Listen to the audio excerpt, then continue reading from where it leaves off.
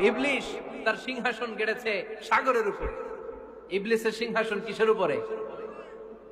বিশাল বড় সাগর আর মহাসাগরের উপরে ইবলিস শয়তান তার সিংহাসন নিয়ে বসা।